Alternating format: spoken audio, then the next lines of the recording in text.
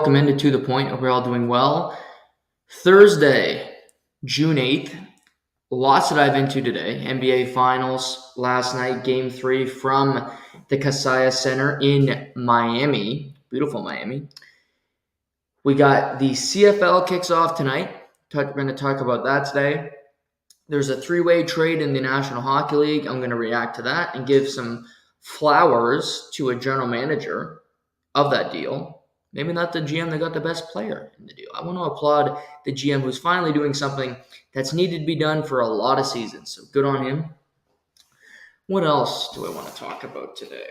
Live Golf and the PGA. I have some thoughts. There's more that came out about it now. French Open, Major League Baseball. So we got a lot going on. NBA Finals.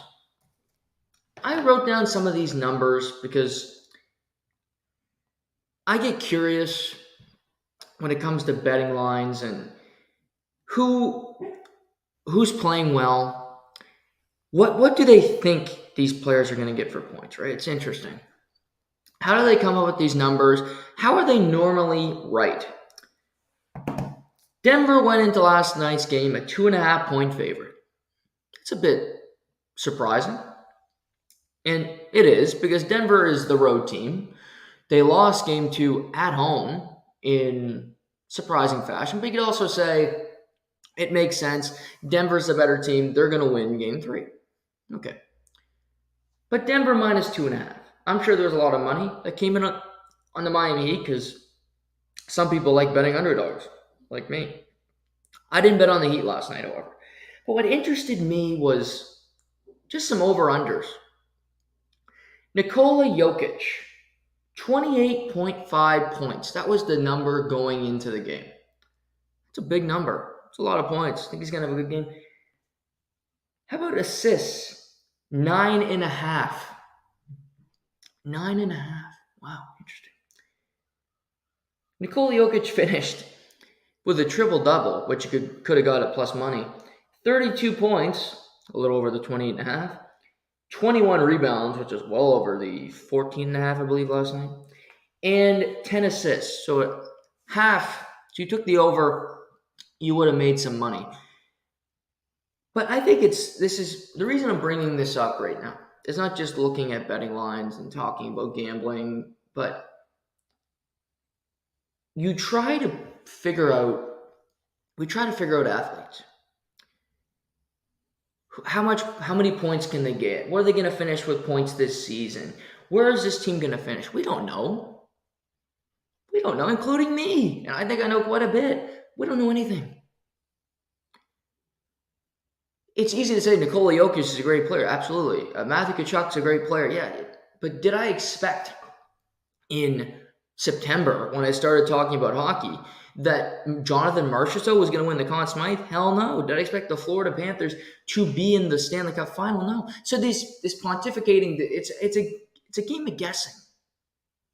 This who's going to win. Evaluating a trade like the NHL one I'm going to talk about in just a little while, that's more of, okay, these pieces fit here, salary cap. You can dissect that, and you might not know how the player's going to fit, but looking at his career, looking what the teams are doing, what their approach is, you can come to a solution that I think makes some sense. So that checks out. But Nikola Jokic had 42 in game 2. And the Denver Nuggets lost. He has 32 in game 3, yet they win. Isn't that funny? Why did the Nuggets win last night? Why did the Nuggets win? I'll tell you why.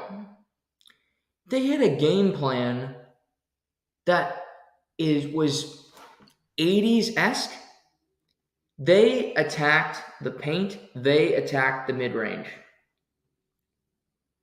The Denver Nuggets made 5 3-pointers last night. 5. They shot 5 for 18. That's 28%. They shot 80 field goals, and they shot 51%. Over 60 shots, either in the paint, mid-range, shooting twos. That is 80s basketball. Chris Mad Dog Russo would love the game last night because it's old school. It's get to the paint. How about free throws? 22 for 27. We're going to attack you and make you pay. And they rebounded the basketball 58 to Miami's 33. They physically won the game, and they said, we're bigger, we're stronger than our opponent. Let's make them pay for it. And Denver did. Denver did the entire night. They did not attempt the three-pointer in the first quarter. Not one. They did not attempt a three-point shot in the first quarter. It was staggering because it is so anti-basketball. In the game last night, the Miami Heat made one. There was only one three-pointer made in the first quarter. I got to tell you, I love watching that game last night. Three-pointers have their yes, and you put a guy in the corner, and he shoots a corner three. Martin and Gabe Vincent, that's why they're in the league, because they can make corner threes. But are they great players, or is the players that can work are they the great players? That's a debate for another day. But I'll tell you, watching the game last night, it was nostalgic. It was fun. It made me think of watching basketball when I was really young. The three-pointer is glamour. But how about Bam Adebayo getting an offensive rebound and throwing it down? That is, KG, Michael Jordan, Dennis Rodman. That's what they did.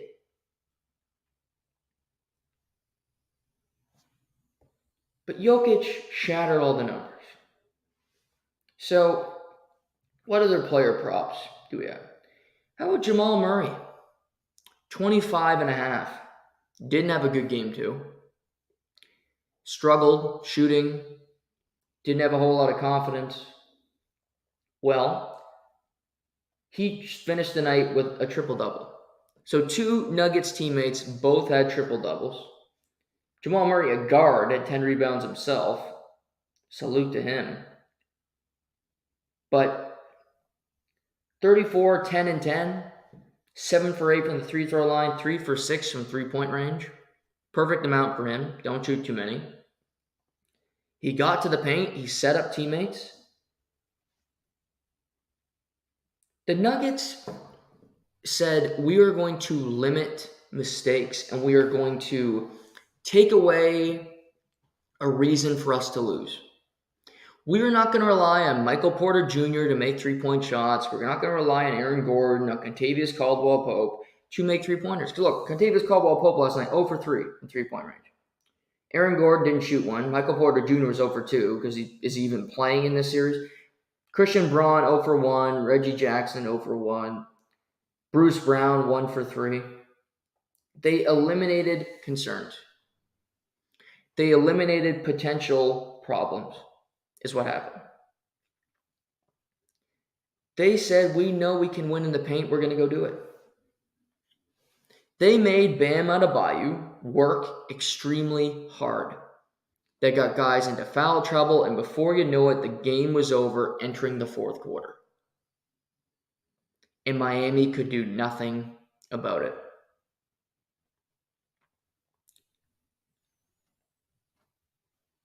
Because you think Bam Adebayo, 18 and a half points on FanDuel last night. That's his over-under. Finished with 22.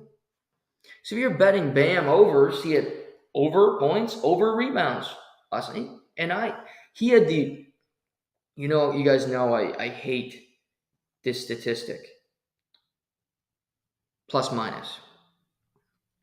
He was the worst plus minus of anybody in the game. And he shot terribly, 7 for 21. But I thought he played pretty well, quite honestly. Because he had to do everything defensively. Had to do everything defensively. And it got away from him. He had to do too much. He's had to do too much in this series. Jimmy Butler had 28 points, but he's not the same Jimmy. To me, he's got an injury or something, or he's had to do too much throughout the playoffs. Because Cody Martin's a no-show. Kyle Lowry does what he can, but again, he played 29 minutes last night. It's too many. Duncan Robinson, 9 points in 13 minutes. You'll take that. But Strus, nothing. 1 for 7 3-point. Gabe Vincent, 2 for 10, garbage. Kevin Love only played 16 minutes. The Miami Heat aren't going to win. To me, Denver can get hot from three.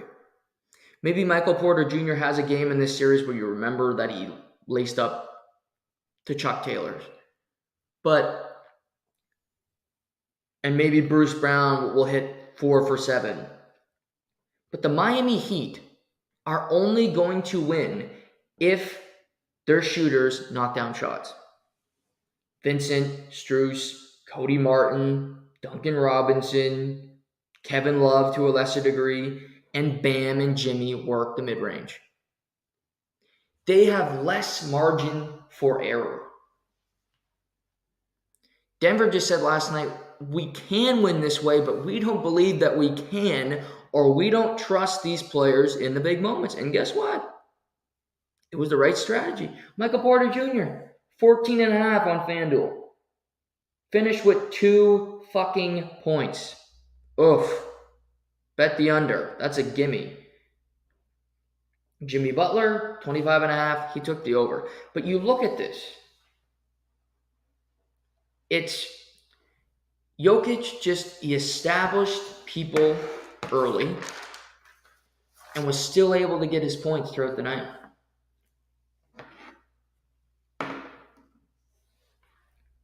The third quarter, Miami had no stable offense.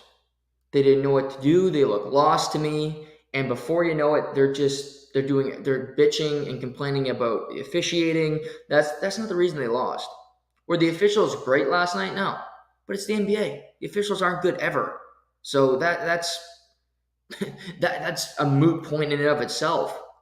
That's like asking Salt Lake City, Utah to be Los Angeles. It's never going to happen. So you need Miami simply, you got to hit shots. And you got to be better with the basketball. It seems to me, Jimmy Butler, he's a great player. He's the best player in the Miami Heat, no doubt. But when you have your best player is injured and everybody kind of knows it, that's a problem when the rest of your team is average. And when Bam has to do so much on the defensive end, and like I said, I don't think he played terribly last night, but then he shoots 21. That's too many field goals. Because guess what? You know what that means, he's shooting 21 shots? Denver wants him to shoot 21 shots. Denver wants to tire himself out so that Jimmy and Jamal can work the pick and roll and torch you. How many times last night Jimmy Butler ended up on Nikola Jokic? That's a horrible matchup defensively. Over the shoulder, little hook shot, Kareem-esque. It's in. It's going to happen every time. I don't think this series is over because you can't count out a team that just has shooters. Miami can hit threes. It's a weird thing in basketball. You always hear, the role players play better at home. Didn't last night. Doesn't mean it won't happen tomorrow. But if I'm Denver, I'm doing the exact same thing. 18 threes, maybe 18 too many.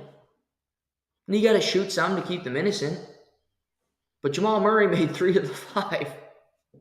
3 of the 5 from the entire team last night. Jokic made 1 and Bruce Brown made the other. Michael Porter Jr., here's my thing with him. First 3 possessions, I give him the ball, let him shoot. If he misses it, I don't pass him it again for a 3-point shot because I'm not wasting possessions. And you limit his minutes because Bruce Brown can do it, can do the job. And you trust him more in the clutch situations.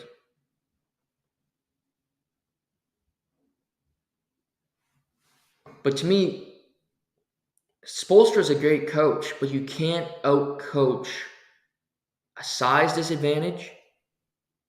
You can't out-coach just when you have a less talented team, you need what your strength is to overcome you. And quite frankly, it's easy math.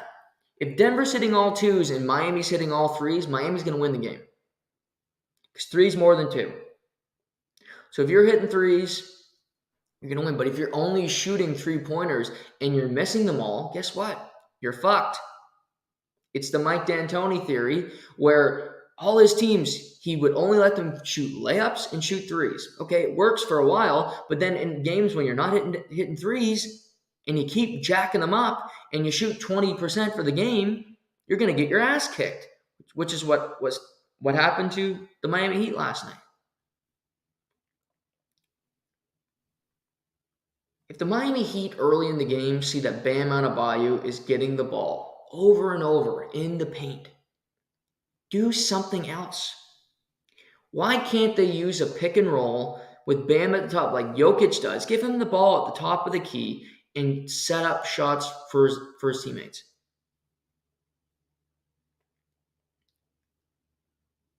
And the key for that, to me, is Gabe Vincent, because I think he's the best ball handler in their starting 5. Gabe Vincent, top of the key, let him shoot or pass, but it creates opportunities, it creates movement, it will leave open shooters. Because otherwise, you're hoping, and that's not a strategy. We hope to win. That's tough. If your only thought is, well, we really hope we can win this game, that's not the way I would want to approach a game. It's not the way you want to approach life, is I hope we can get through this. It's like prayer or faith. And I'm not talking about religion here. It's just, how can I improve my situation? Well, I'm just going to, I believe in the universe, this is going to get better. There are people that think this way, which good for you, but I haven't seen it work ever. So take it for what it's worth. But you're hoping, you're trying to manifest into existence. It's not going to work. You got to put in the effort.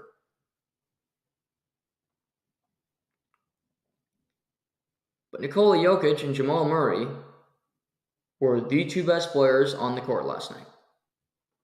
Superb, fundamentally great. They played phenomenal. And Jamal Murray, who can get, a little, for lack of a better term, horny from 3-point range, likes to jack them, only shot 6. And he shot 50%, perfect. But he continued to get to the paint. He continued to get layups, to have little hook shots, to have bunnies in the lane. That was the formula to success, and Denver never deviated. If it ain't broke, don't fix it. Because that formula of getting shots a couple of feet from the basket, when you're the bigger, stronger team, and if it's not Jamal Murray and it's not Nikola Jokic, the others scoring, they don't have to do much to score. Aaron Gordon has to put his hands in the air and put it into the basket. Christian Braun, who was playing at Kansas last year, winning a national championship, has been great in these finals. He would be the story today if it wasn't a blow and if Jokic and Murray weren't so phenomenal. Off the bench, rookie, 15 points, 7 for 8 from the field, 1 for 1 from the free throw line. 15 points in 19 minutes. And they played him extra in the second quarter because he was cooking. He was taking Porter Jr.'s minutes. He played 2 less minutes than Michael Porter Jr. last night. Jeff Green, too. Credit to him. He only had 4 points, but defensively he was big.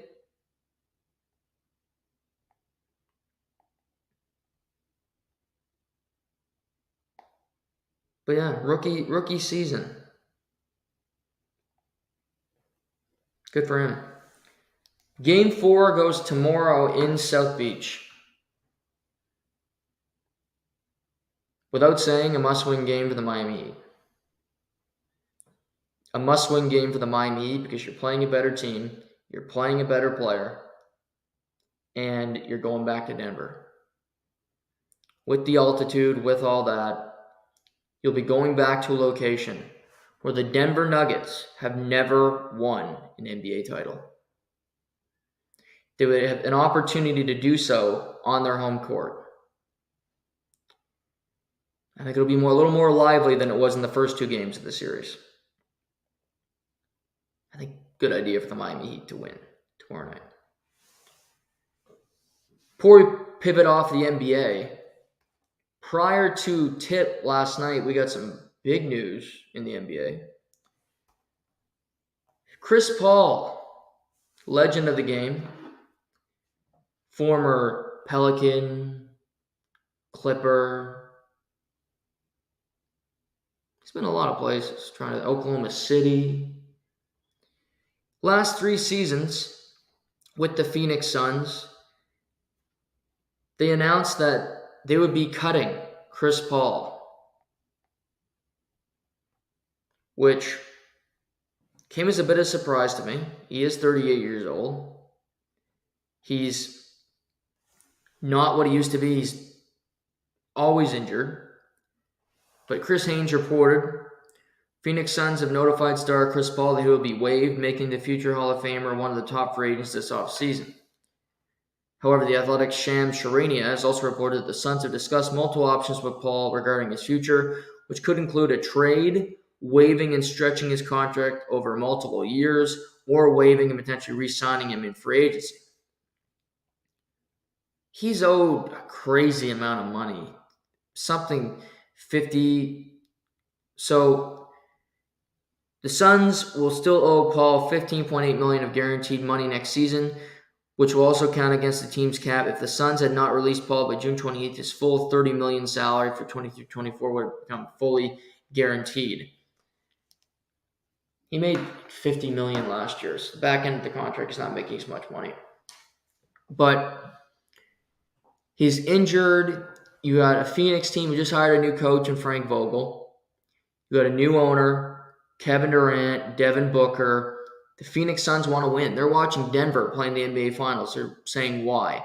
They saw the Golden State Warriors last season thinking, we're better than Golden State. What are they doing here? So there's different reports on what they're going to do with Chris Paul. Chris Paul's a great player.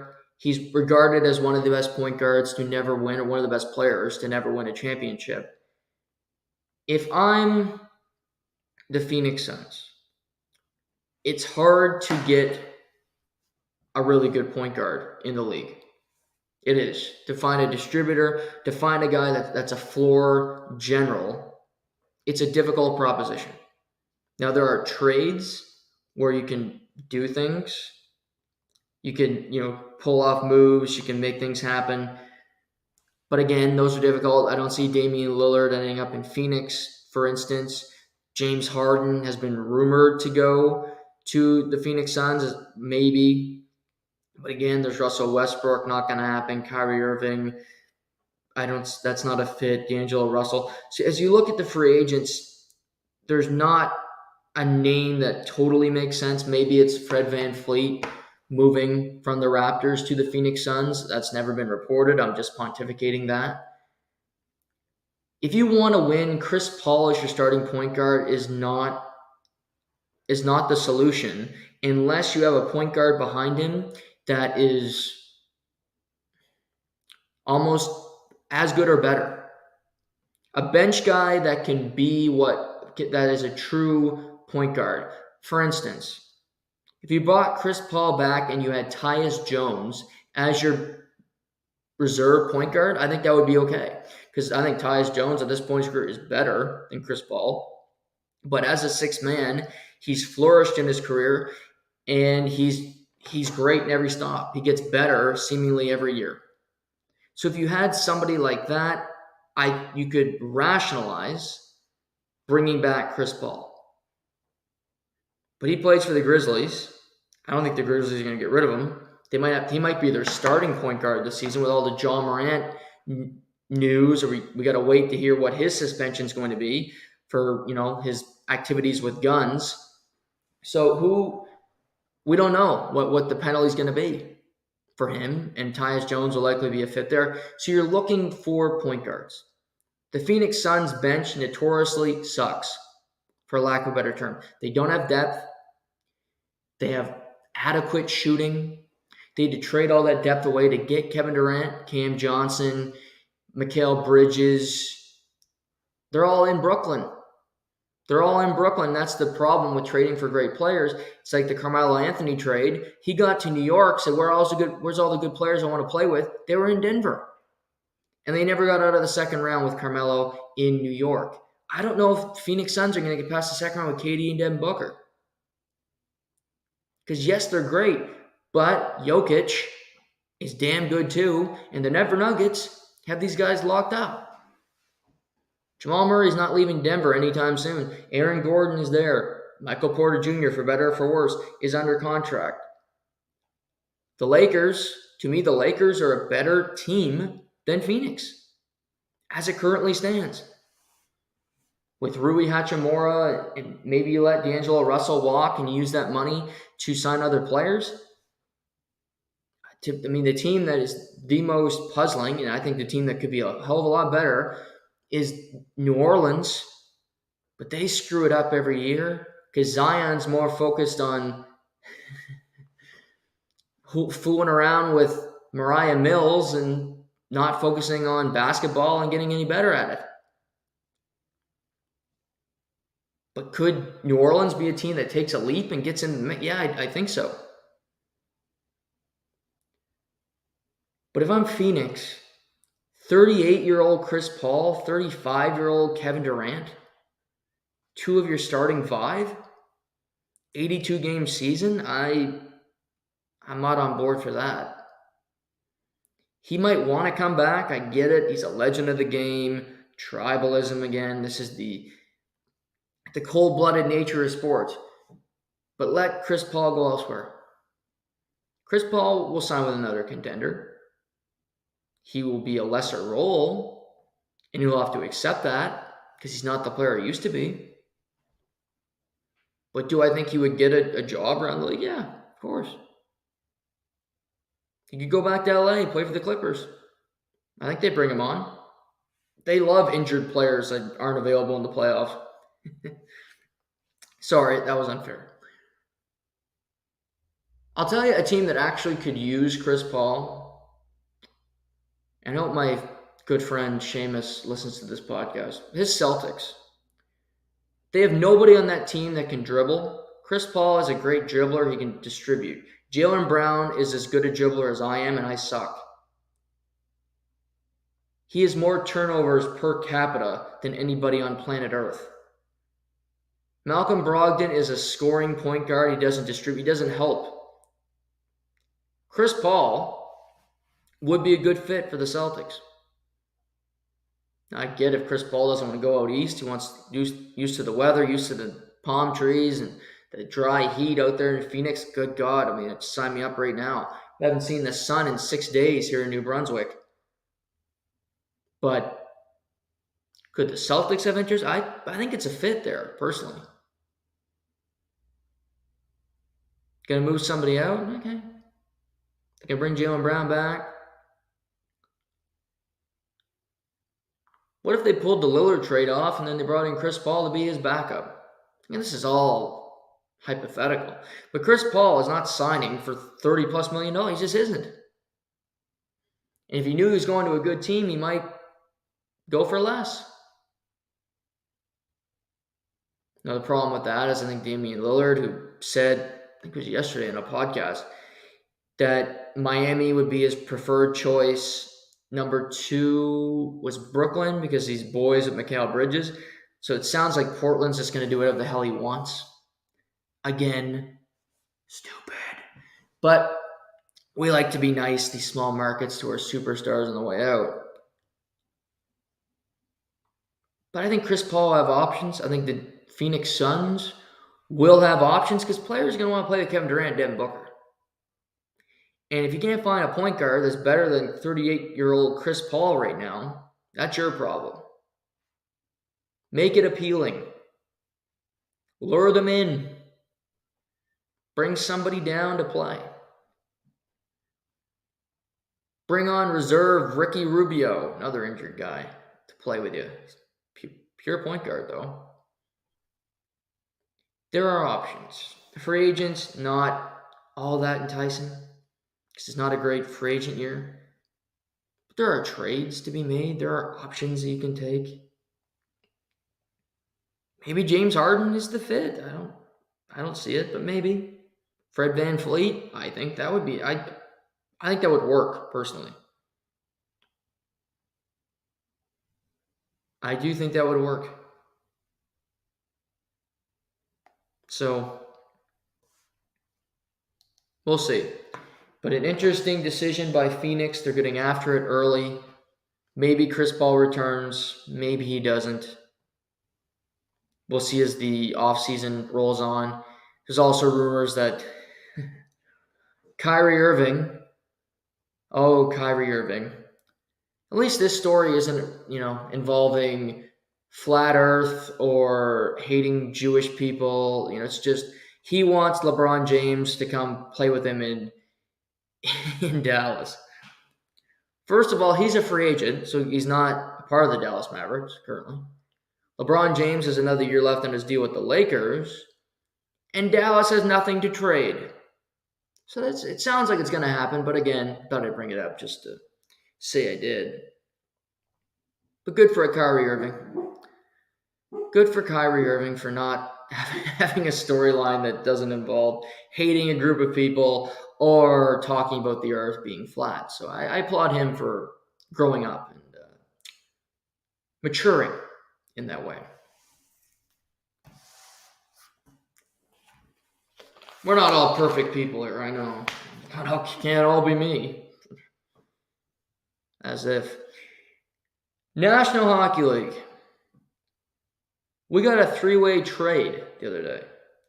You usually have to pay more for that, but a 3-way deal between the Columbus Blue Jackets, Philadelphia Flyers, and the Los Angeles Kings. This was a difficult trade. It was a complicated one, and I had to really dive into it. Like, what? It took about 6 hours to come together, and I get why. So, it ends up like this. The Columbus Blue Jackets, who I talked about the other day, it's funny how I talked about them and then they make a trade. So, good for them, following the podcast. I said the Columbus Blue Jackets hiring Mike Babcock, they would be in win-now mode, whether they are suited to do that or not. Young players like Yegor Shinnikov, like Kent Johnson. They got high-end talent, Patrick Laine, Johnny Gaudreau, Zach Werenski. The list goes on. They looked at their situation, and they acquired Ivan Provorov. Ivan Provorov has 2 years left on his deal, worth a little over $5 million. They deal to Los Angeles. They get Kevin Connaughton. Los Angeles retains 30% of Ivan Provorov's salary, and they get Hayden Hodgson. Philly in the deal gets Cal Peterson for short, from Los Angeles, 2 years, $5 million per left on his deal. Sean Walker, good young defenseman. An LA first-round pick in 2023, a 2024 second-rounder from LA. Helge Grans, a second-round pick from Columbus, and future considerations. So that's a lot to chew on. Let's take it one by one. Columbus.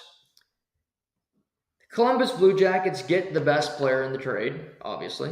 So you look at it and say, well, Columbus won the trade. We'll see.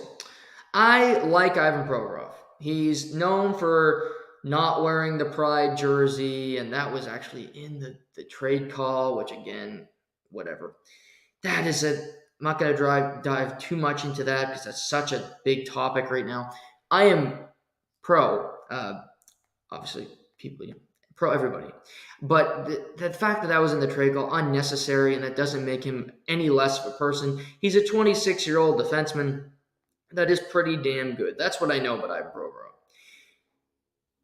He is an up-and-down defenseman, but he's been on a bad Flyers team for a long time. He only had 27 points last year in 82 games, 6 goals. He had 31 the year before. Most points ever was in 2018 with 41. So he's a guy that can produce points, but he's a puck-moving defenseman that has his limitations, but he is a good player. He is a good player. But again, do you love his contract? Do you love everything about him? People question his character. That I'll let people decide his character as Dirk freaks out here. I apologize. She's behind me. So I'll let her exit stage left here. I apologize. But is cap friendly, 2 years left on the contract. I like him, but he's limited. He's not offense. He's not defense. Will he be better in a better situation? I do think so. When you're playing on a team that has aspirations to win, when you're playing on a team that is at least in the position to compete, I think your mindset's better. Maybe look around. Johnny Gaudreau, good player. Patrick Laine, good player. Elvis Merzlikins, Boone Jenner. There's a lot there that you like about this team. And that's a positive. Will he fit with Mike Babcock? Who knows? Who will ever know that? But as I said, Kent Johnson, young, still got a lot to prove. Jack Rozovic, still a younger player. Marchenko, I like him. He can shoot the puck. He's big. He's 6'3". Eric Robinson, one of the fastest players in the NHL. Bemstrom has still got something there. Tim Burney, Blankenberg's defenseman that I like. Boquist is good. Provorov. You got Zach Werenski, Merzlikins. So Columbus, they're trying to get better fast. I get that. But I don't view them as a threat right away, but I think they still have a few moves that they want to try to pull off. They want to improve their team quickly. Jarmo Kekalainen's been there for a decade, and they've only won one round. Small market, you got to pay more to get your players, and they didn't have to give up a whole lot in this trade because LA was involved, and I'll talk about them, what they wanted to do. But I thought Provorov would have got traded at the trade deadline last year. I thought Philly could have traded him to look towards getting Connor Bedard into tanking, into getting rid of some of these players that they're looking at parting with now. But Provorov was part of that, let's break down this roster. Let's take away the pieces because we're not any good, which they aren't. LA next. So Los Angeles. To get Kevin Connaughton, Hayden Hodgson, 2 American Hockey League players, and to retain 30% of Provorov's deal. This was all to open up cap space. They wanted cap space to re-sign a member of the defensive corps, Vladislav Gavrikov, oddly enough, who they acquired from the Columbus Blue Jackets at the trade deadline. Which they did. They make the trade Tuesday. So about mid-afternoon yesterday, he gets re-signed 2 years, $5.875 per. I hated it at first. He's not a $6 million defenseman. He's at best your number 4. But here's where I rationalize it. It's only 2 years. It's only 2 years, and you're trying to win now if you're Los Angeles. LA has their team really locked up. Kopitar's got 1 year left until he hits unrestricted free agency. Fiala's locked up for 6 more. Dano, 4. Kempe, 3.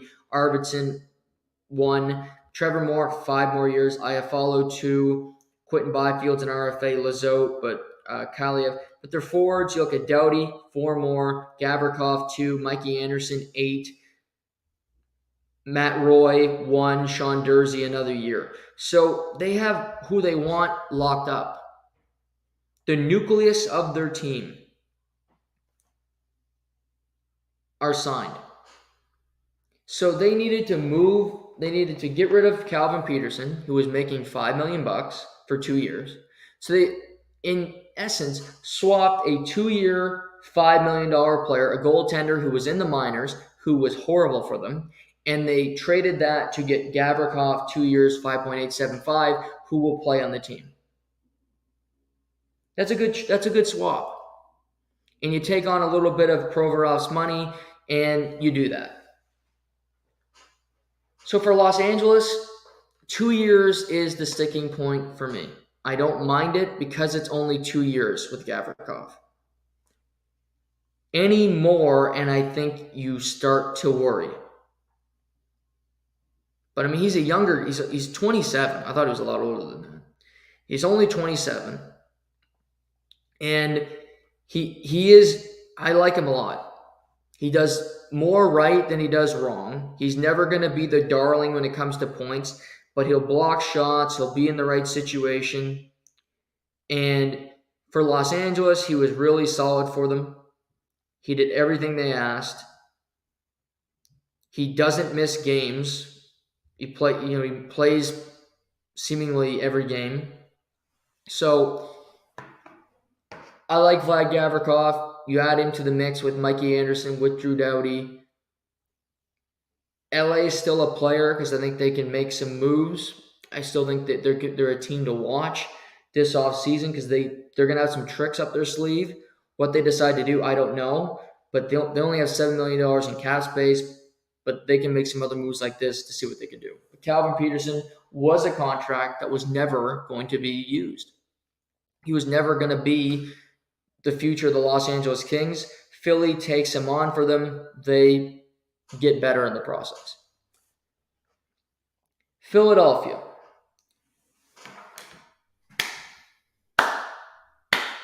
Philadelphia Flyers. Danny Briere, new regime.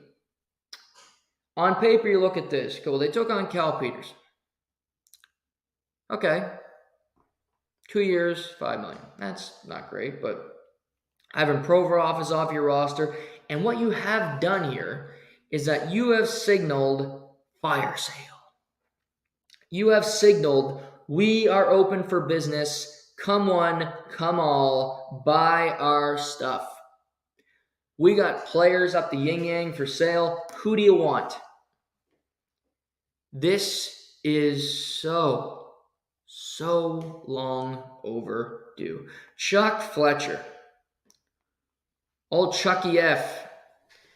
He was running the ship with the Philadelphia Flyers for a long time, and he tried to get better. Kevin Hayes signings, and you're bringing in guys, and you think, wow, what are we going to do with this team? We're going to win something here. No, you're not. But they thought they were. And you look around, you go, holy fuck, we got all these players locked up long term, and we're not anywhere close to winning.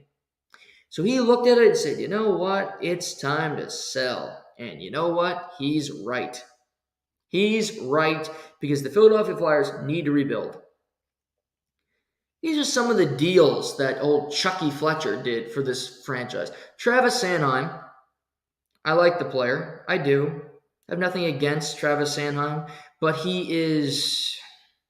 Didn't have a good year last year. I'll tell you that for free. He makes $6.25 million. Too much money. And he's got 8 years left on his contract. Woof. Rasmus Ristolainen, one of the worst signings. He was coming off of Buffalo where he was no good in Buffalo. His Buffalo stunk. Philly says, we're no good, but we think we're good. Why don't we sign him? Okay, makes sense. Chuck Fletcher, dump. Anthony D'Angelo, 1 more year. They hate him there. That wasn't bad. Kevin Hayes, modified no trade, 3 more years in Philly. We all love Kevin Hayes. Sadly, nothing bad to say about him. But 3 more years, an aging player, slow as molasses, Kevin Hayes, we want him. 31, 6'5", okay, 216. We love that, okay. But he makes $7.1 million a season. He makes more money than William Nylander. Travis Konechny, good. Joel Farabee, okay. Scott Lawton. Nick Deslauriers's got 3 more years on his contract. Great, of course. We're not going to sign him to a 1-year deal. Why? It only makes sense. So Carter Hart is an RFA. Felix Jansen, Calvin Peterson. So my friends, Philadelphia Flyers still got a lot of problems on this roster. Still got a lot of bad contracts, but they got players that I think teams will at least inquire about. Carter Hart and Travis Konechny come to mind for me. The goaltending market will be interesting in the offseason because it always is. Connor Hellebuyck, 1 year left in Winnipeg. Carter Hart's a restricted free agent, so technically you don't have to trade him to get him, but I think he'll be traded before the draft. There's a prediction. Who could use Carter Hart? Could Montreal trade for Carter Hart?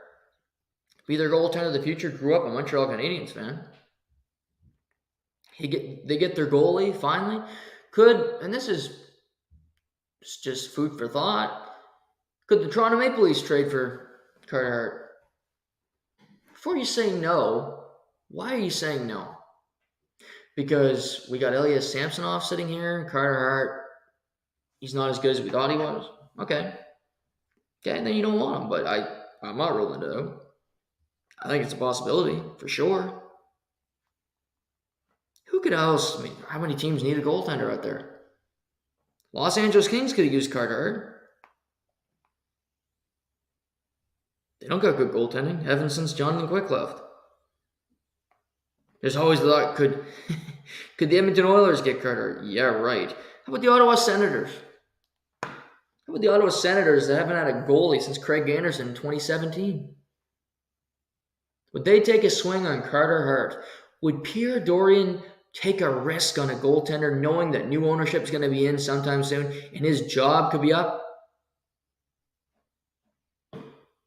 You know why? Because you're desperate to keep your job. So you need to make the team confident. You need to make the team competitive. With the goalies you had last year, you weren't. So you need that goaltender. There are multiple possibilities for Carter Hart to go to. Travis Konechny, 2 years left on the deal. He's a top 6 forward. He had a great season last year on a really bad team. He's drained down, he's reeled in his stupidity on the ice when it comes to taking bad penalties, when it comes to just his overall demeanor. I've seen an improvement in that. I like Travis Konechny. I'd have him on my team any day of the week because you don't need to tell him what to do. You don't need to motivate this guy. I think there's going to be teams lining up out the door. I think Travis Konechny is going to cost you a fair bit, though, because you know, and Philadelphia knows, that he's valuable. And it's like anything in life. If you're going anywhere and you're purchasing something and somebody knows that you really want it, they're going to tell you the price that they want. They're not going to back down because they know you're not leaving without it.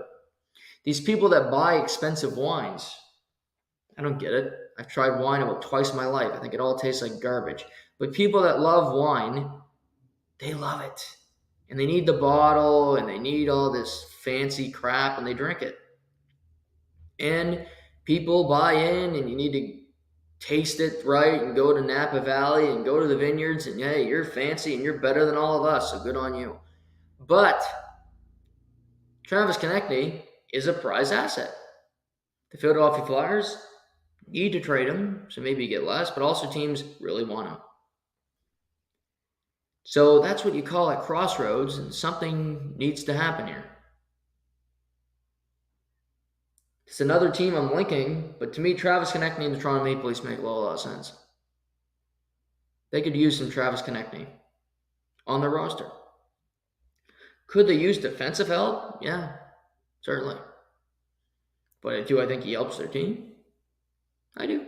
Because I think he helps any team he gets on. I think he's a competitive guy. I think you get him in a playoff situation, he's going to be like an Ivan Barbashev. He's going to have that type of impact on a team. And he's got 2 years left, so you have 2 cracks at him to win. I think the Tampa Bay Lightning, be tough for them to figure out how to do it, but I think they're creative down there. Julien Brisebois makes things happen when you don't think he can make things happen. Prospects make some movement. He'll be active this offseason. I believe that to my core. The New York Rangers, Philly trading with New York. That's a tough proposition, but here's the thing.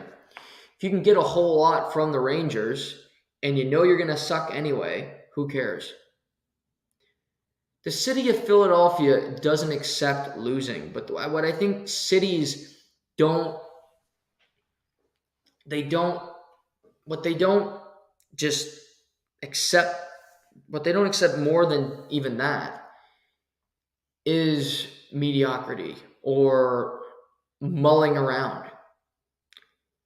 To me, if you're a fan base, you want your team to lose if you have belief that it will come out the other side better. If you can suck and you get multiple first-round picks, you're picking high in the lottery, why wouldn't you sign off on that?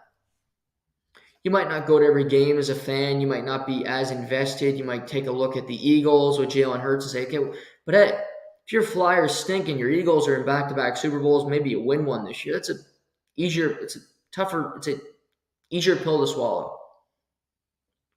If Konechny has to go, if Carter Hart's in a new landing spot, if you can find somebody to take Ristolainen, Kevin Hayes, get to sit on them for a couple years, then you do it.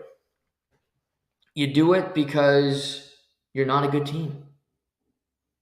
You're a team pretending to be a good team. They were a team with Chuck Fletcher that refused to accept what they were. And that was a mediocre team that was never going to make the playoffs, but had somewhat talented players. But it was never a team that was going to win. But I credit Philadelphia. Danny Briere worked in the organization for a number of years. They bring in Keith Jones.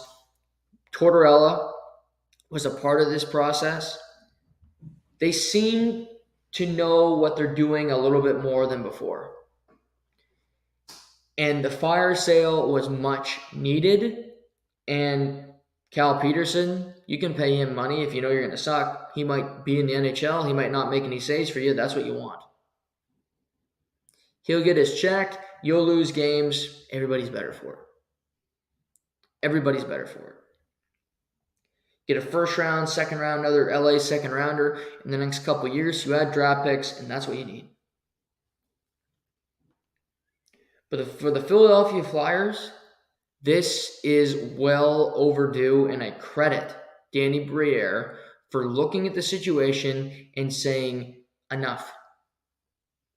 Enough of these seasons that we know before it starts, we aren't going anywhere.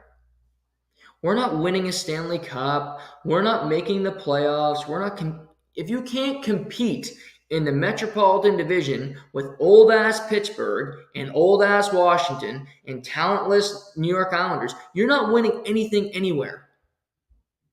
Let's just be honest here. You're in that division and you're getting nowhere. That means you suck. That means your team is going nowhere fast. So do something about it. Some GMs go into better situations. Brad Treliving got into a way better situation than Danny Briere is hopping into. And he admitted that during his opening press conference. He said Kyle Dubas did some good stuff here. He was right about that. He's got a competitive team, and he'll make the playoffs next year, and you have a chance to win the Stanley Cup. That's all you can ask for.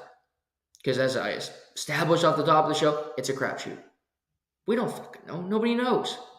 But when you jump into this and you look at your team and you're on a boat and it's got holes everywhere and you're sinking, you got one choice. We are throwing shit overboard so I can live. You're in the Titanic movie and you're pulling, you're doing what I can't even remember the actresses in the movie because it was such a shit movie. And again, it's an unpopular opinion. DiCaprio, and who was the female lead in that movie? Noah. She was in the movie with Anthony Hopkins. That's gonna bother me. I gotta look that up now. Titanic. She didn't let what's his name on the barge with her. She let him drown because she was selfish. Titanic, 1997. Who was it? Kate Winslet. I knew that. I'm looking at this now. That was 3 hours and 14 minutes. My God. 3 hours and 14 minutes I'll never get back. Between that and Avatar, thanks James Cameron. Just dump after dump of a film. But that wasn't what I was talking about. Philadelphia. What's her name? Diane in that movie too? I think it was. It's such a crap movie. Rose. Ugh. Rose didn't let Jack Dawson onto the barge with her, so she drowned. So guess what Danny Briere's going to do? He said, I can either drown like Chuck Fletcher just did, or I can throw people overboard and try to rebuild the ship. The Black Pearl. I can try to rebuild the Black Pearl here like Johnny Depp and see what happens. That's the choice he made. Good choice. Good choice. Goodbye the Kings with the re-signing. Goodbye Phil. If I had to rate this, Columbus is trying to win. I give them credit for that. And here's one thing I'll put. They're in that shitty Metropolitan Division. They're with old-ass Pittsburgh and old-ass Washington. Philly's tanking, clearly. Islanders are not exactly the most talented bunch. Is Lou Lamoriello coming back? Doesn't have a contract. So, is he coming back? Is he not coming back? I don't know. You look at that division. Philly, they're better than Philly. Can they be better than Washington, Pittsburgh, or New York and make the playoffs? It's tough, but I wouldn't rule it out. If you get a good enough goaltending, you got a chance. For Carter Hart, there will be teams that inquire on him. I think St. Louis is going to call. Los Angeles is going to call. The Buffalo Sabres might give him a ring. They want a veteran in front of Devin Levi. Boston Bruins, you never know, they might give him a call. Carolina's got a UFA. They don't have any goaltenders on a contract. Freddie Anderson, Antti Ranta, UFAs. Connor Hellebuck and Carter Hart will be two names to follow. Because both guys are starters in the NHL. And both guys have more pedigree than most goaltenders that the teams currently have. LA Corpusalo. Carter Hart's got a little more pedigree than him. A little more hype, maybe. You can look at it and say it's hype and it's not overall greatness, but sometimes it's only about hype. Sometimes you make a move, you make a transaction because the fans, oh my God, Carter Hart, he was a prodigy. We got him now. He could stink up the joint, but it doesn't matter. If you got a player that people like and they're excited about, hey, Bob's your uncle. We're good on these teams. Let's pivot to baseball. A lot of news in baseball the last couple days. Number one, Alek Manoah was optioned to the Florida Complex League. The Blue Jays did send him down. He gets a full reset. He's going to work with coaches, and he'll be replaced in the rotation for his next start on Saturday. Since his demotion, the team has gone 2-0 with close wins over the Houston Astros. So that's a positive. But this is the only move. I talked about this on Tuesday. He's got 42 walks and 13 starts, most in baseball. 6.36 ERA. Can't hit his zone. His fastball's down. All confidence is shot. This is a good move. The only move. You need him to be great come playoff time. He's been horrible so far. Take the rest of the month. I wouldn't let him pitch until July, quite frankly. Bring him back up in July, the whole month of June, down in Florida. Soak up the sunshine, have a couple of mojitos, work on your pitching. But there's no need to pitch this month. They're a good baseball team. Yes, they're in a tough division. But if you haven't noticed, the Tampa Bay Rays still don't lose. 2-0 against the Twins in their series. They just never lose. They walked off the Twins last night, 1-0 the whole game, and they found a way to win it. So let Alek Manoah get better. Have him on the stretch run for the last 3 months of the season.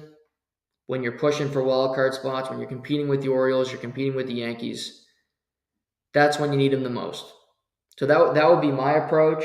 And again, don't call him up until he's 100% ready. Because you can't do this again. You can't do this again because it makes him look completely lost. Like he might be a lost weapon for your team. So don't make it work in the meantime. Aaron Judge and Nestor Cortez are on the injured list for the Yankees. Aaron Judge on Saturday made a great catch, ran into the wall at Dodger Stadium, and hurt his toe or hurt his foot. He's hitting home runs. He's had a great start, but now he's on the IL. Nestor Cortez has an injured hand. He's on the IL. The White Sox took the first 2 games of the series against the Yankees. No game last night because of the wildfires here in Canada. But that's a big deal for the Yankees. Your best player and one of your top 3 pitchers in your rotation. So we currently stand, the Yankees only have a 1.5-game lead on the Toronto Blue Jays. So these games matter. You need him in your rotation. You need Cortez in your rotation. You need Judge playing every day. Judge is so important. I've said this for a while. The New York Yankees aren't that good. They just aren't.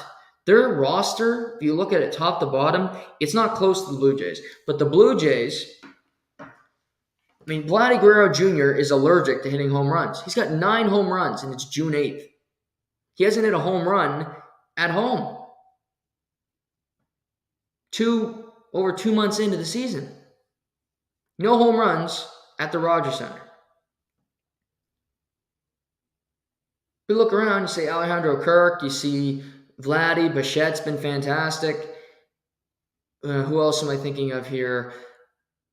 Springer's turned it around. Matt Chapman's had a solid. Kevin Kiermaier's been a godsend for the Blue Jays. He's batting near 300. They're better. Old Josh Donaldson, Anthony Rizzo, Aaron Judge, Aaron Hicks is now a Baltimore Oriole as they cut him. So without Judge, without Nestor Cortez, the Yankees are wounded. They have a doubleheader today.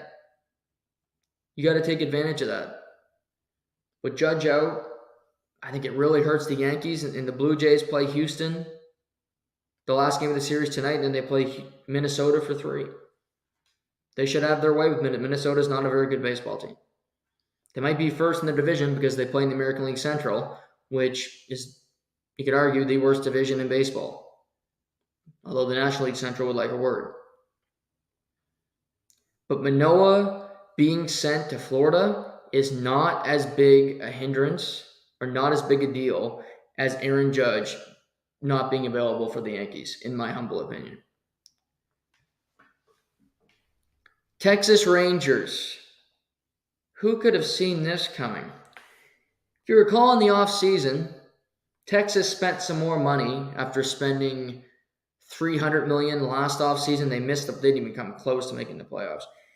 They go out and get Jacob deGrom from the New York Mets. 5 years, $185 million.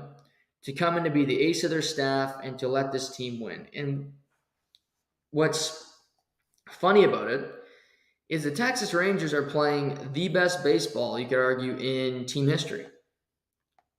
Or thereabouts, especially at this point of their season. They are 19 games above 500. They have a 4.5-game lead on the World Series champion Houston Astros.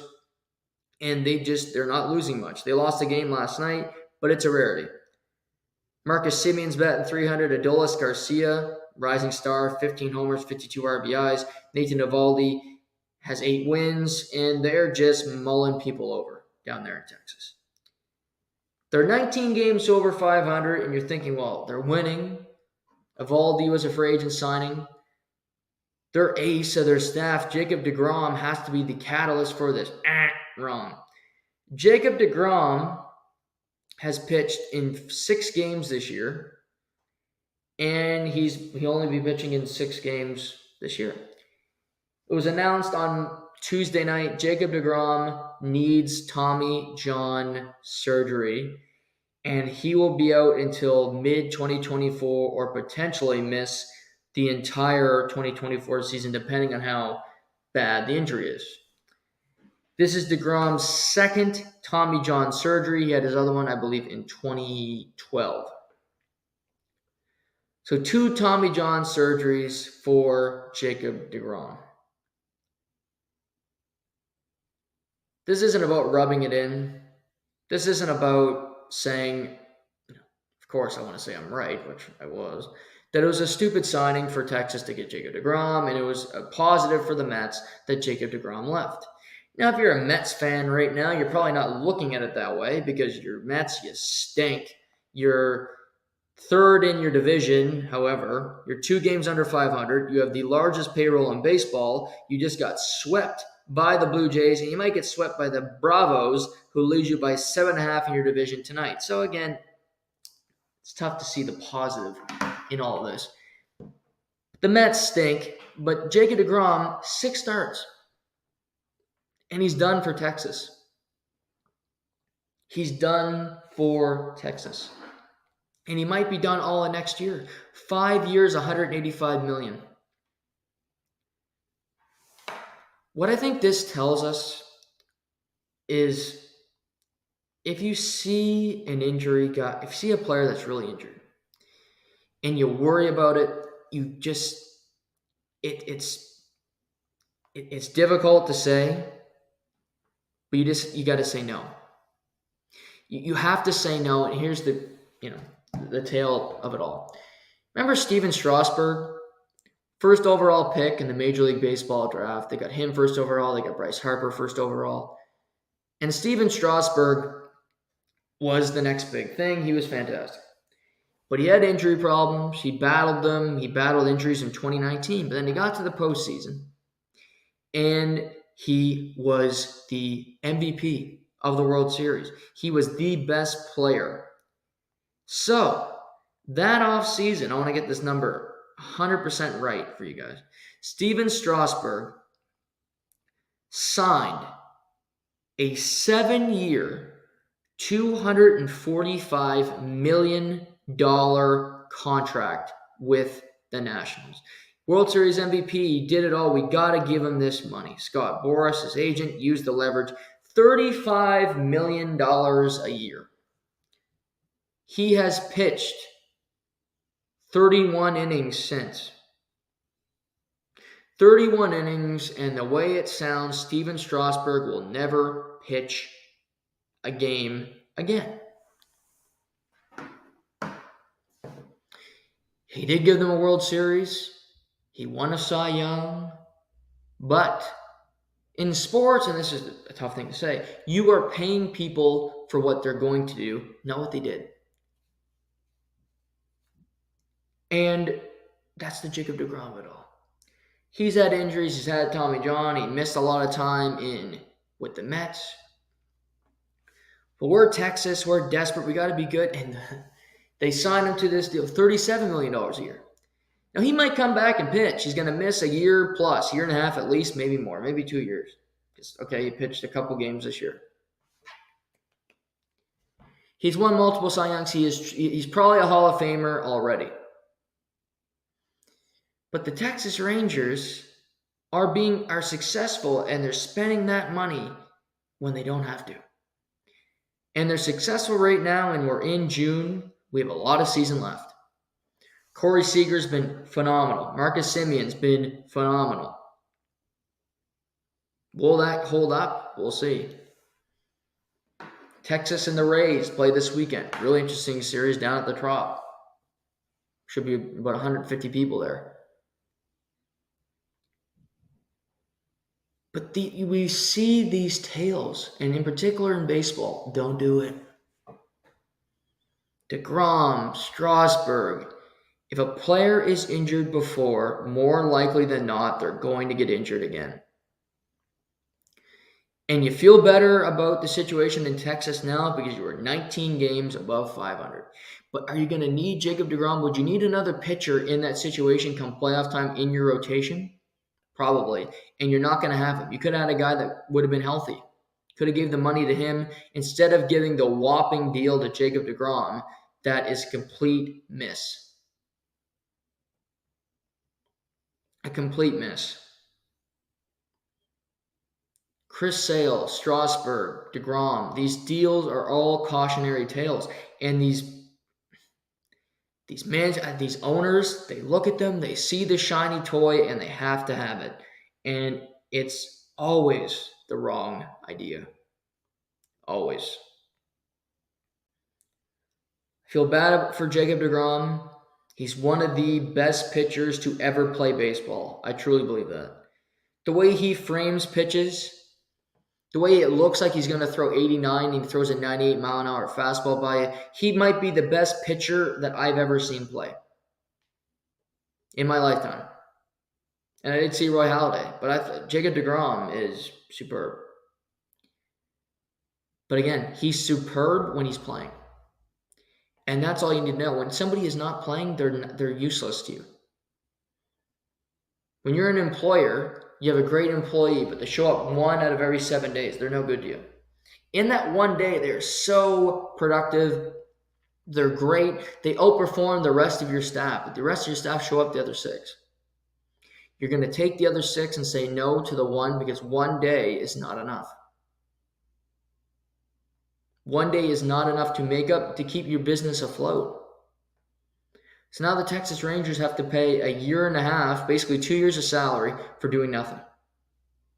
And who knows how this Tommy John surgery is going to go, and who knows how it's going to be after that. I hope it goes well, and I hope we see Jacob deGrom come back and be awesome. Do I have a whole lot of faith that that's going to happen? I don't. I don't because I've seen this story before, and I know the way it ends. PGA Tour. PGA Tour this weekend in Oakdale, RBC Canadian Open. I'll update the leaderboard here quickly. That's not what I want to talk about, LIV and the PGA coming together. But Chesson Hadley has the lead at the RBC Canadian Open. He's 6 under through 17. Corey Connors, the Canadian, in second place with Justin Lower. Aaron Rai, you got Matty Fitzpatrick, the U.S. Open champion from last year, currently in second place. Roger Sloan, another Canadian, shot 3 under today. Tommy Fleetwood, 2 under. Rory McIlroy did not have a great day. He shoot plus today, maybe. Rory McIlroy, I'm trying to find his name here. Must have missed that. He was even par for most of the day today. He shot 1 under. So again, not horrible, but he's struggling on the golf course right now, not having a whole lot of confidence. We still got some big names teeing off this afternoon at the RBC Canadian Open. Course looks beautiful, and I always love to see the PGA Tour up in Canada. So you have the RBC Canadian Open in Canada this weekend. You also got the UFC in Canada this weekend, which we will talk about on tomorrow's program. But LIV and the PGA Tour have come together. And as you all know, they're linking together. It's less about LIV and what they're doing, but the Saudi Tour and the PGA are morphing together to grow the game of golf, yada, yada, yada. The press release is one thing. Here's what I'm interested in. I just talked about Rory McIlroy. Rory McIlroy, a year and a half ago, said no to the Saudi investment fund. He said no to $500 million. $500 million to go play on the LIV Tour. John Rahm said no to over $200 million. Ricky Fowler, just that another name, said no to $75 million. And now LIV is back with the PGA. And as far as we know, every LIV player that defected will get their remaining salaries paid to them. Brooks Koepka, Phil Mickelson, Cam Smith. We know the names. And after the 2023 season, they can apply for reinstatement on the PGA Tour. Here's what I would be worrying about if I'm Jay Monahan. He did his stuff with the Golf Channel, and I'm sure he'll speak at the RBC this week about how it's great for the game, and this he'll do his lawyer speak. But here's my concern for Jay Monahan. You had Rory McIlroy, Justin Thomas defend you. Defend the tour and keep the brand of the PGA Tour pure. They turned down beyond life-changing money. $500 million is not, you say, I would make life-changing money for my family. That is beyond life-changing money. Well, $500 million, you are beyond wealthy. You are in the LeBron James category. You are ultra rich. And these guys are rich now, but $500 million, that's a different kettle of fish. You are in a new tax bracket. You are in elite company. You have a guy who said no to $500 million, and then without really telling anybody, you say we are linking up with this other tour. All the players get to keep the money that they signed for. It's fine. I'll tell you what. If I knew I could get $500 million and then I thought I was doing the right thing and then I knew all these people got to come back and can participate in my sport, in my arena with no penalty, I wouldn't be happy about it. I wouldn't be happy about it. And if I'm Jay Monahan, I think he believes it's all smooth sailing now. I don't, and it wouldn't shock me if there's a mutiny and if he's asked to resign. 500, 200 to Rahm, Ricky Fowler, Rory McIlroy, Jon Rahm. That's $775 million that those three players said no to, a combined money. And I'm not even including Justin Thomas. Or Tiger, who said no to $800 million from the Saudi investment fund because they have endless money in Saudi Arabia. Just ask Lionel Messi, who said no to $1.3 billion over 2 years because he wants to go play in the MLS.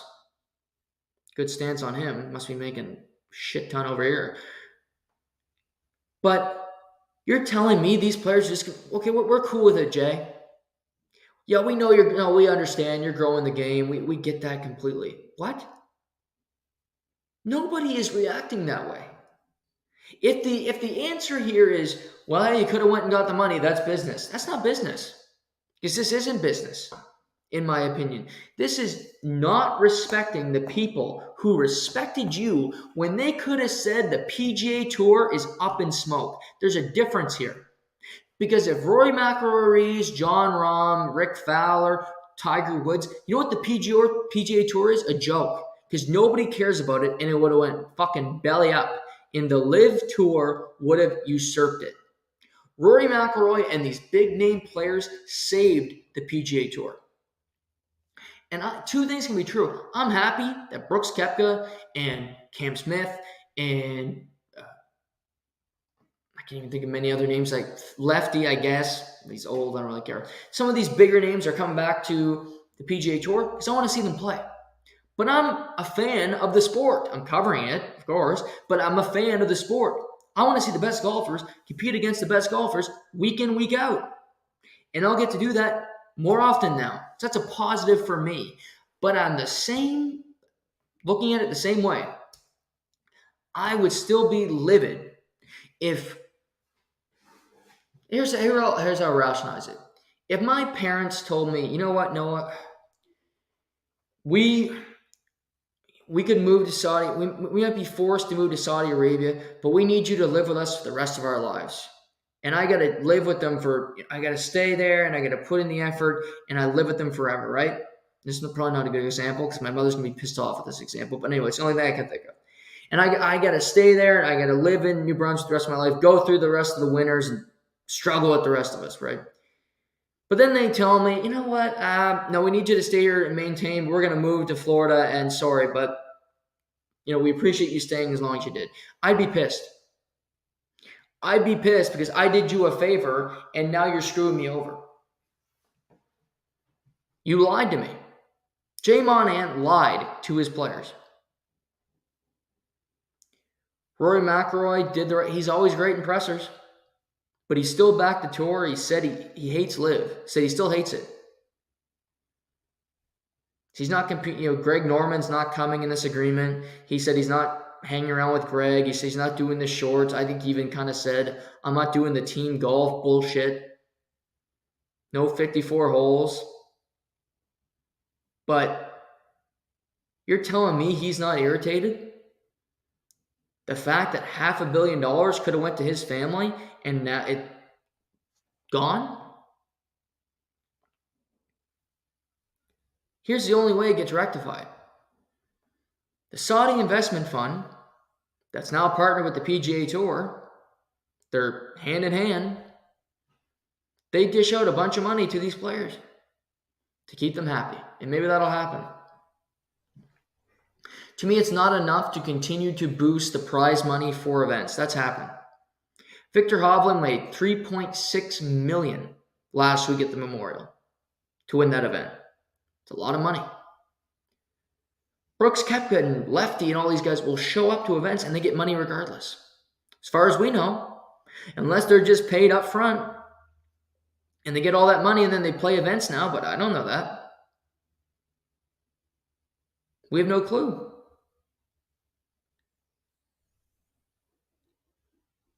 Jay Monahan's going to have to figure this out. He's going to have to make it right, and it might be on the Saudi investment fund, which he was against at the beginning because Saudi Arabia is linked to 9/11, and there's a bunch of stuff there, and the victims, and this, that, and the other. And it's all a convoluted mess now because you're in business with them. But to me, the Saudi government, that clearly doesn't care to give out money because they give out money to anybody. They gave Ronaldo, $600 million. They're giving money out the wazoo. They burn cash. They're Escobar in Cuba. They have more money. They have to burn money because they have too much. But I don't see this just being, okay, well, yeah, you did what you had to do. We get it. I wouldn't get it. If it was me, I don't get it. Explain it to me. Explain it to me better so I truly understand what I'm here to get. What am I supposed to get here? What are we working towards? What's the game plan here, Jay? Because you just cost my family a shit ton of money that I could have got, but I stayed here. I stayed loyal and kept your business, kept your living alive. Because this wasn't an instance where, okay, well, if you leave, you're screwed. No, Rory would have kept playing. And would have ratings been down and nobody watches him on the CW? Sure. But guess what? He still would have got paid. He still would have made that money every week. Played the majors, played with shorts on Saturdays and Sundays with Ian Poulter and cut it up. But he stayed. Whew. This story is far from over to me. Far from over. And it just made the PGA Tour more interesting once again. And I hope the bitterness, the rivalries that we hear, Phil, Rory, Brandel Chambly, Rory, DeChambeau, Patrick Reed, I hope it stays. Sports are better when people don't like each other. Sports are more entertaining. Sports are more compelling when we have bitterness, when we have mixed feelings. When everybody likes each other, it's not as fun. Stanley Cup Final has been chippy. Better if you ask me. I could be wrong about that, but I don't think so. Talk about the Stanley Cup Final in a minute, but I also want to talk about the CFL. Starts tonight, if you didn't know. Stampeders open against the BC Lions. It was an interesting offseason for the CFL, a lot of movement.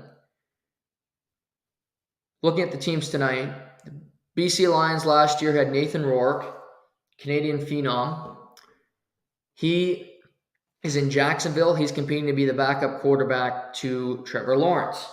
So now it's up Vernon Adams Jr., starting quarterback for the BC Lions. They also have Dane Evans, the former Hamilton Tiger Cats quarterback, behind him.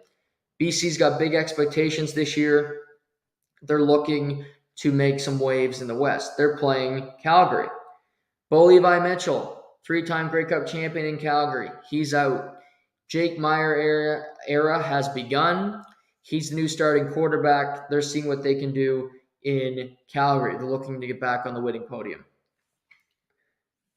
Pivoting to, just said, where did Bo Levi Mitchell go? One of the greatest quarterbacks in CFL history. He's in Hamilton. Signed a 3-year deal. He's now a Tiger Cat. The Tiger Cats haven't won a Grey Cup since 1999. They've been to 4 of the last 7. They've lost them all. James Butler was brought over, great running back from the BC Lions. But Bo Levi, James Butler, they have some good weapons. Simone Lawrence is back on the back end. They still have a great defense in Hamilton. They are very much a Grey Cup favorite. More quarterback movement. Trevor Harris played in Montreal last year. He has flipped to Saskatchewan. He'll be partnered with Jason Moss, his new offensive coordinator. Chris Jones, Craig Dickinson is still the head coach. He's facing a lot of pressure this year. Darrell Walker was added from the Edmonton Elks. Greg Ellenson has departed, but they have some weapons. But Trevor Harris is in Saskatchewan. It was a flip. Cody Fajardo was in Saskatchewan. He flips with Trevor Harris. He goes to Montreal. He's the Alouettes' new quarterback. Greg Ellenson, who's been with the Winnipeg Blue Bombers the last number of years, he is now in Montreal trying to recover. He had an injury-plagued season last year. William Stanback is back from multiple injuries last year. So Montreal's trying to find some success. Ottawa Red Blacks. The Red Blacks, Jeremiah Masoli, broke his leg, in the fourth game last year. They ended up only winning 3 games. He's out the first 2 weeks. He's at the leg injury. He had surgery, then it got infected. So it was a very serious injury for him.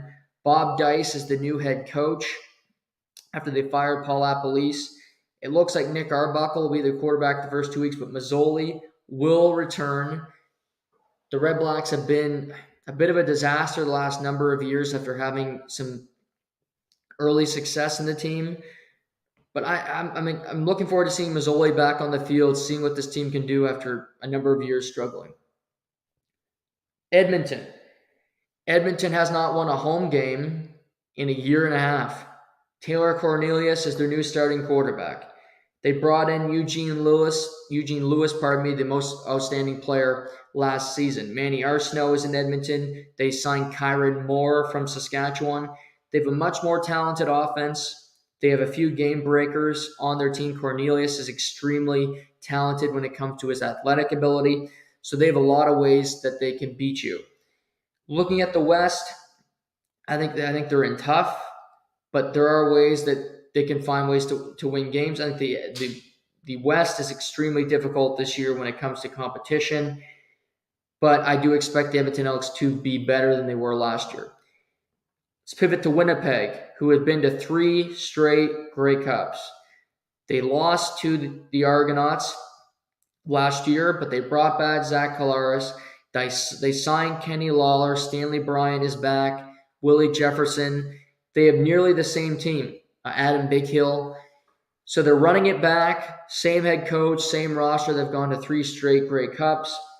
Zach Collaros is the best player in the CFL. So they have big expectations. They want to go to 4 in a row.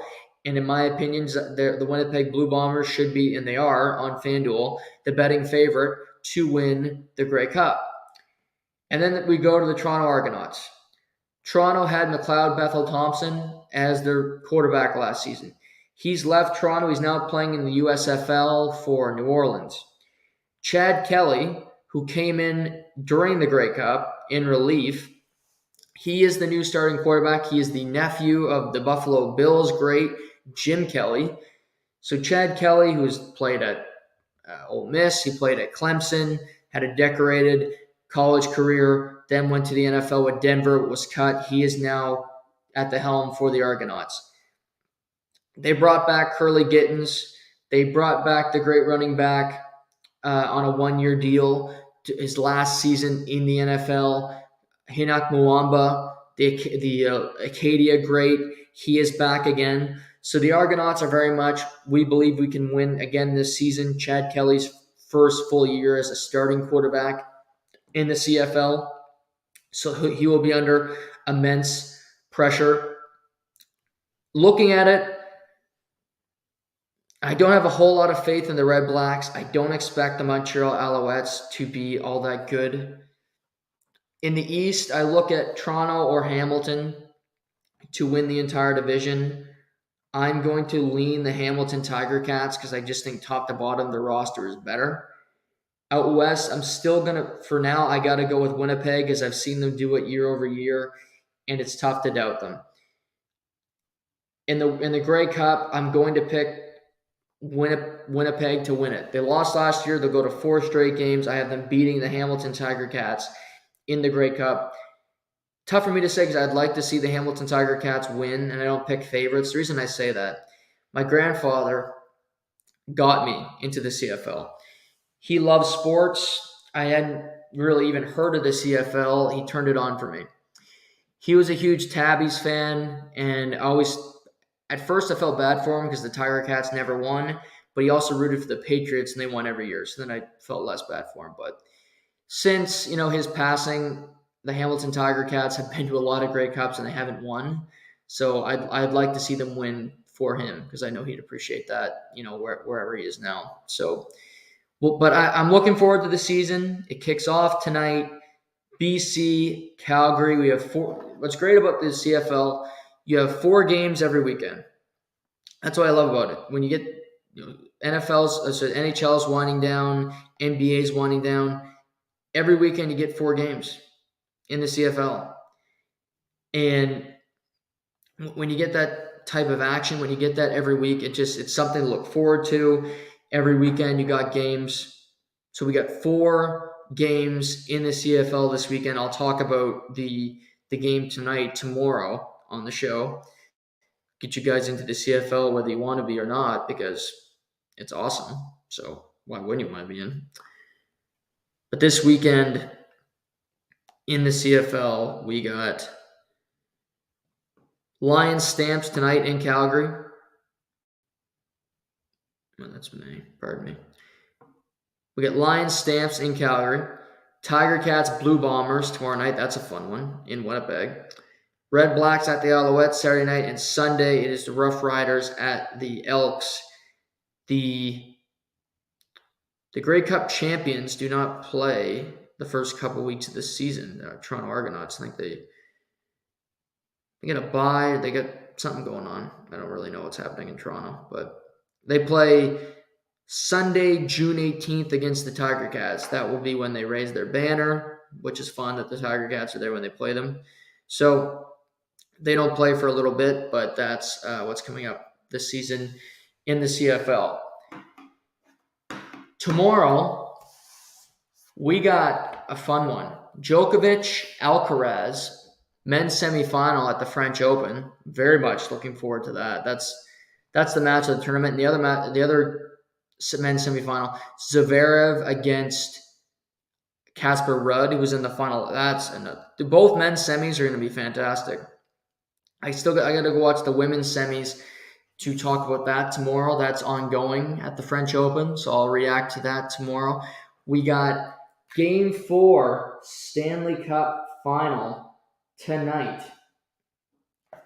Before I shut her down today, I want to go look at the line for you guys. I got to believe that Vegas is the betting favorite tonight, but I've been wrong before. Just take a peek here for you guys. Go to Sportsbook on my little FanDuel app, and then you go to the NHL. Florida is the favorite this evening. They're -1.5. Again, they are at home. But Vegas is +1.5 tonight. So you can get Vegas at plus money, which is interesting. Not a bad bet, if you ask me. Anytime goal scorer, Matthew Tkachuk, +135, Marchessault, +190. Honestly, not a bad bet. 12 goals in his last 12 games for Jonathan Marchessault. So I'd look into that.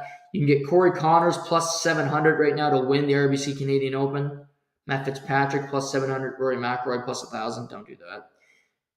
So we'll talk about that tomorrow. Stanley Cup Final, Game 3. We'll discuss the French Open.